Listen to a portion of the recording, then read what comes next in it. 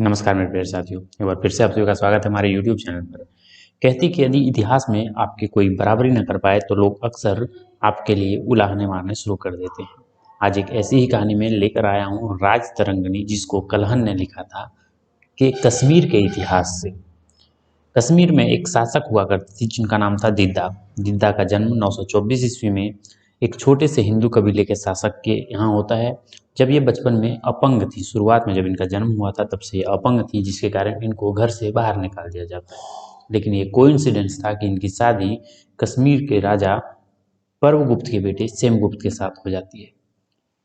सेमगुप्त शुरू से ही एक जुआरी किस्म के और एक शिकार में लीन रहने वाले इंसान थे। उनका अपने राज्य पर कोई भी किसी भी तरह का प्रभाव नहीं रहता है।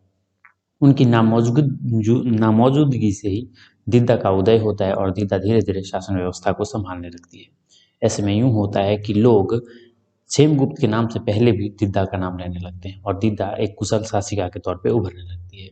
हालांकि कुछ दिन बाद ही सेमगुप्त की मृत्यु हो जाती है और लोग कहते हैं कि दिद्दा को अब सती हो जाना चाहिए। जो लोग चाहते थे कि दिद्दा इस क्षेत्र की शासिका ना बने, वो इसका भरपूर विरोध करती हैं कि दिद्दा गद्दी पर क्यों बैठ रही है, उसे तो सती हो जाना चाहिए था। पर दिद्दा ने तमाम सारे बाधाओं को पार करके राजगद्दी संभाल ली और जब वो शासिका बनती हैं तो फिर शुरू होता है उनका दौर। पहले तो वो अपने बेटे को अभिमन्यु को गद्दी पर बिठाकर राजमाता के तौर पे कार्य करना शुरू करती हैं और धीरे धीरे अपने शासन का विस्तार करती हैं।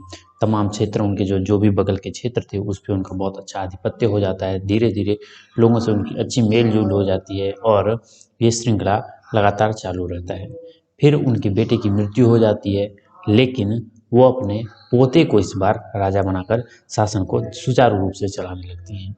एक उनके मंत्री थे जो कि धीरे धीरे ऊपर आ गए थे, नंदीगुप्त। वो बार बार वर्चस्व बनाना चाह रहे थे राजगद्दी पर। यह माना जाता है कि दिद्दा ने नंदीगुप्त का कत्ल करा दिया और उनके पोते को ही राजा बनाने के लिए सुरक्षित रखा। जब उनके खुद के 3 पोतों में संघर्ष हो जाता है कि अब गद्दी कौन संभालेगा, तो उन्होंने अपने 3 पोतों तक की हत्या करा दी थी और कश्मीर का जो गद्दी था वो सुरक्षित रहता है दिद्दा के हाथ में। हालांकि दिद्दा की मृत्यु 1003 ईस्वी में हो जाती है।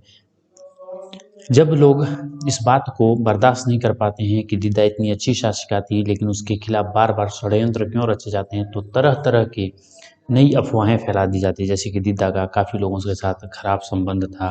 उनके पति की मृत्यु हो जाने के बाद वो मतलब अलग तरह से रिलेशन रखती थी अपने बड़े बड़े मंत्रियों के साथ। उनका बहुत बुरा संबंध रहता था।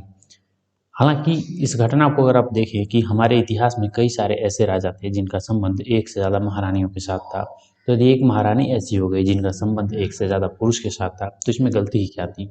यदि आप एक कुशल शासिका के सारे गुण दिद्दा में देख सकते हैं, तो ये जरूरी है कि यदि आपको उसमें कुछ दोष मिलते हैं जो कि हमारे शासकों में थे, तो आप उसे भी सहर्ष स्वीकार करें। उम्मीद है इस तरह के वीडियो आपको पसंद आएंगे। आप वीडियो को लाइक करेंगे और चैनल को ऐसे ही वीडियोज़ के लिए सब्सक्राइब कर लेंगे। जय हिंद।